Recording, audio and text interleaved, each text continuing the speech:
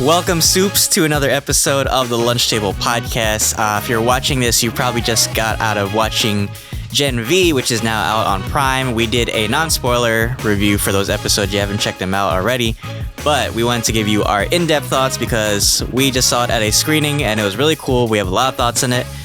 Akram, give us your thoughts. Yeah, so one thing we covered in a non-spoiler review was that this show definitely feels a little different. It has younger people in it, a little bit less seasoned people.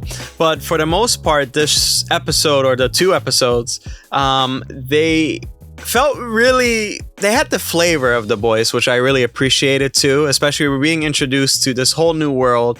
But for the most part, I'm glad that they remain as gruesome as The Boys is. And yeah, I think they're solid two episodes. Mm-hmm. Yeah, I think it's an interesting take on seeing the people that kind of are affected by this soup culture, right? Yeah. Especially younger people, because they buy so much into the idea of the soups because they're kind of like in this celebrity status, right? And to see a whole college dedicated to superheroes or you know, Gen V kids, I think is really interesting. Because just like in The Boys, like there is also kind of a lack of accountability, right? So a lot of accidents that happen, like Vought or Godolkin cleans up and they kind of just like pass the blame or just like make it seem like, oh, it's like some freak accident, right? And then just like, was it a condemn and move on, right? But I did like our main protagonist, Marie Moreau. I liked seeing her backstory, and they like the first 10 minutes, like it just like it's full shock value, right? Like she just it's almost like a Peter Parker or like a Batman event. It's like she loses her parents like just like that, right? And I think her powers are like really interesting. I've never seen anything like other than like it's like Avatar, like this like blood manipulation power. Those are really cool. Some of the other Gen V casts or the characters, I mean, we have Golden Boy played. I didn't know that was Arnold Schwarzenegger's son until you told me. I was like, oh wow, he looks like nothing like him. You keep saying that. I'm telling you, he does. I don't know. And I think it's because he looks so skinny. That's why I couldn't like really see. That's true. Yeah. But yeah, so he's kind of like he's not Lamplighter, but he's kind of more like a Human Torch character, where like his body kind of like shoots up in flames. We had a character, Jordan Lee, who's actually played by two actors. It's kind of like this Janus character. So like they go back and forth. I think it was like a really interesting take on like a non-binary character. Yeah, that was cool. So they go back and forth like between their genders, but they have different powers with each gender, which I thought was really cool. And also like just like their style, like they have like a half chain, half pearl. I thought that was like really cool, like addition to like their personality. Yeah, for sure. And I think also one thing to note too, I've been thinking a lot, why Gen V? I'm like thinking, oh, okay, obviously Gen Z. But then it's like, I don't know, that's corny. But now I'm realizing that it cuts more deeper. And I think that how The Boys is a reflection of our society when it comes down to misinformation and whatnot, and it just bashes, and it's like it's comedic as well, the way how it provides its commentary. But with this show, I do see all these kids are like super young, but they're super messed up. And I think it's in a way, a dark reflection of our society, younger people who's like under their like maybe 25 or something like that. And they had bad upbringings in a way, but they're just trying to make it through. And most of these actors are like 26 or whatever like that. So I kind of find it interesting because, of course, most of these people, it was revealed, were injected with Compound V when they were babies. So from the start, they already have like some sort of cursed blood. So it's really interesting with Marie Moreau. She's the bleeder, right? So I wonder how that's going to play into the theme later. Well, also, I think it's interesting too because it's like it's kind of a reflection, like you said, of like the influencer culture, especially now. There was a lot of like the songs that they picked that I've heard off like TikTok or like Instagram too. So I think that's really funny that they kind of took that and applied it. That's why I said in like a non-spoiler review, it actually, the contemporary part of this works because it manages to take that influencer culture and like spin it on its head. All you're doing is just adding superpowers. So nothing really changes with the whole social media aspect, it's just now you have power, so now it's just more toxic, right? And to be honest with you, it's not annoying the way how they approach this, because everybody does feel they're all messed up, but they have a level of maturity. You could clearly see that in the way how, I mean, they're handling with death and stuff, and the way how they're just like you said, condemn and move on. And again, that does feel so much like The Boys with the I'd say inner workings of the corporate politics that happens. It feels really interesting the way how they approach death. So for some reason, there's a mature level to it. And with all the bullshit and all the blood and gore and stuff and all the jokes, it does feel mature. So I'm glad that they've taken this approach, because this show could easily be really hard for veteran Boys fans to come into this, even from the comics. And so this is doing its own thing, but I think they're doing it right. Yeah.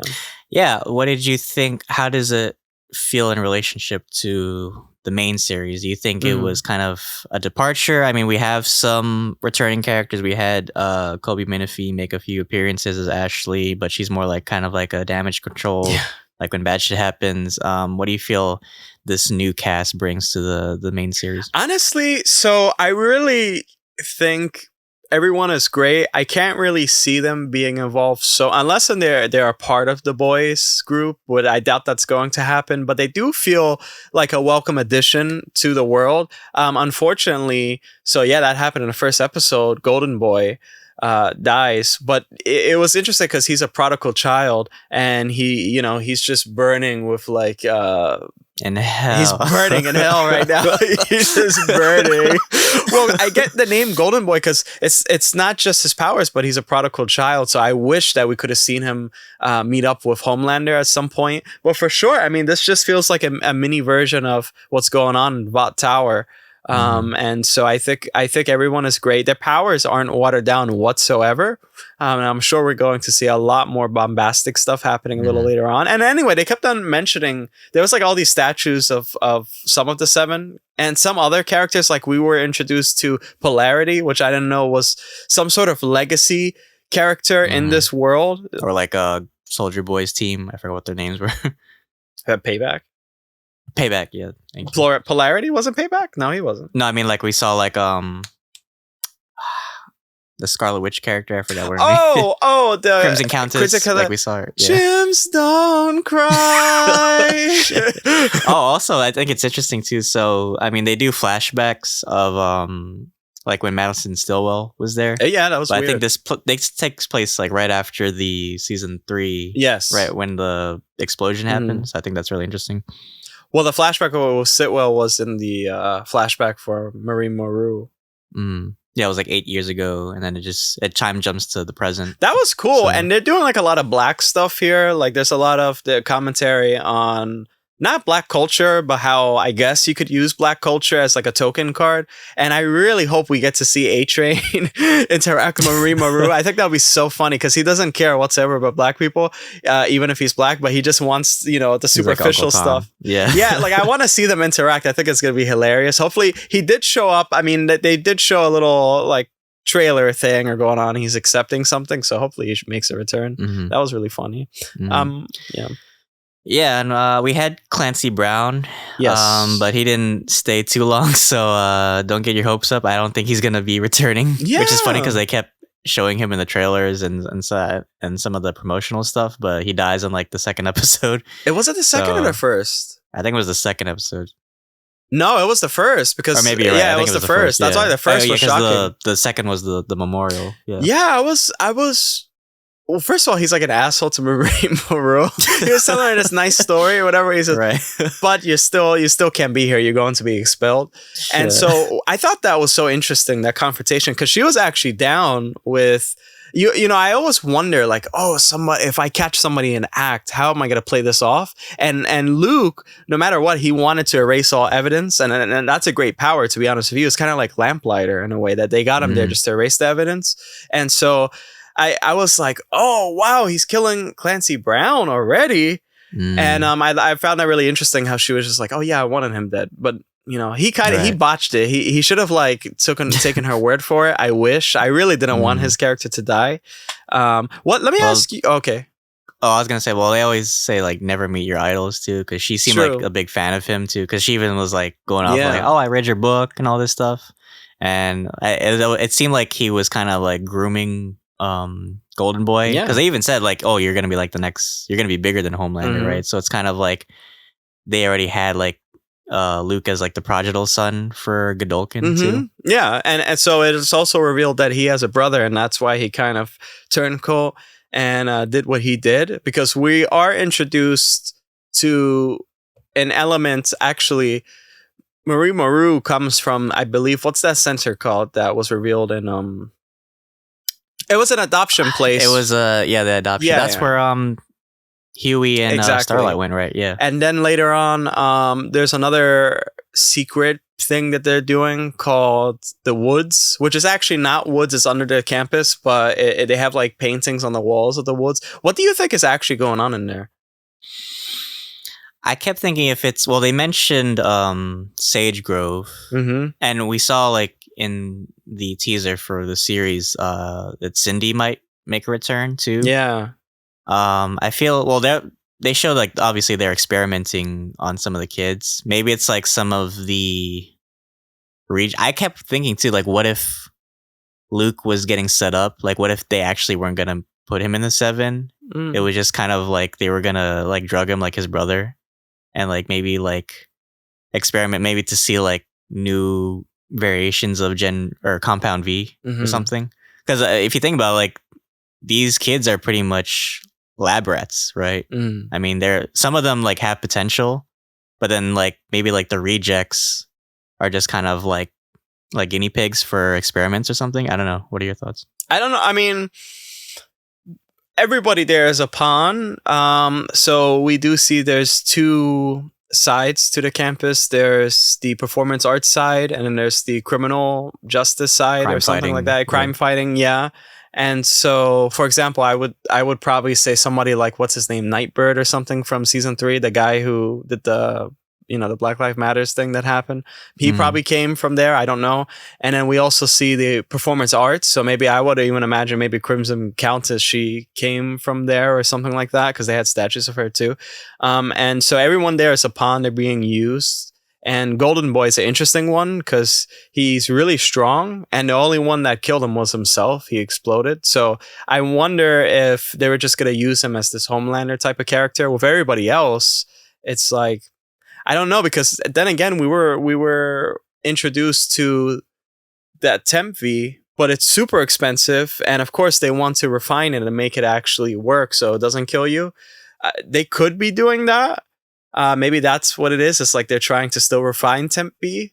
It's kind of like these kids are like stock in a way. Yeah. If you think about it, it's like, okay, like if we can't market these kids, we're gonna find some use out of them, right? Because it's like you can't waste potential, right? If you have, even if they have like the stupidest powers, like the fucking girl with the rat tail, Yeah, or some shit, it's like still like we could use this to like you said, like refine Temp V or whatever it is, right? And what you just said is actually a really scary thought for Marie Moreau, because she's hanging on by a thread. She wasn't even, she was expelled. She was lucky Clancy Brown's character died, and then she's actually in a way lucky that Andre Anderson, he didn't show up, because he was obviously trying to get some data from the laptop. So she's hanging on by chance. That's how she keeps, because nobody really wants her. Her powers in a way is kind of like mid, unless she discovers something new to become Ultra Instinct or whatever you anime nerds say. So I mean, that's a really interesting dynamic with her character, because you're always gonna feel like, oh, she's gonna go as soon as possible, you know. Well, what are your predictions for episode 3 and for the rest of the series? And then give us your rating. Well, depending on this, when this video drops, I'm not sure if episode 3 already dropped, so just check back in the channel if it has. But I think for the season in general, we did see a little preview for the season, and looks like this is going to be a really, actually, it's going to probably be more of a detective story, unraveling the threads of this whole operation, more so than The Boys, where The Boys, there was a lot of like get back and in your face. This seems like it's going to be more methodical, and for sure, I think they're going to try to break out Golden Boy's brother, and I hope that he's like a pleasant character. So that's what I think. And I really wonder if this show does really well, how many seasons we could get out of this. Because who knows, maybe The Boys season 4 is going to be the last Boys season. So yeah, that's my overall general thoughts. But what about you? Mm-hmm. Yeah, fair points. I agree. I think, yeah, there's definitely a mystery to this university. They're definitely probably going to show more of like the social, like I said, commentary of like, you know, the influencer stuff and how the seven kind of affect everybody's mindset. I can't wait to see like what parodies they do. Yeah. like with the Pepsi's thing. So I wonder Yeah. like what they'll do with that. They said also that, well, we saw Jensen Ackles was in the cast list. Yeah. So apparently Soldier Boy's gonna make an appearance. I don't know how that's gonna work. Is it gonna get busted out? I wonder if some of the other characters, like you said, like A-Train, I wonder if he would make. I honestly, A-Train makes the most sense to make an appearance because, you know, he's pretty much leading the seven at this point, other than the Homelander. But you had a thought? Yeah, well, in the cast list here in Gen V, it says Ben, and in the Boys cast list, it says Soldier Boy. So maybe he's going to just escape, like no garb, nothing whatsoever. He's just going to escape, and maybe unless he's a part of the woods or some shit like that. But yeah, I would love to see the other characters be involved. Maybe even the Deep can make an appearance. But yeah. Mm-hmm. Well, guys, our rating. Well, we gave our rating in the last one, so yeah, we gave that. Oh, like you're messing up the outro. I always forget. Sorry.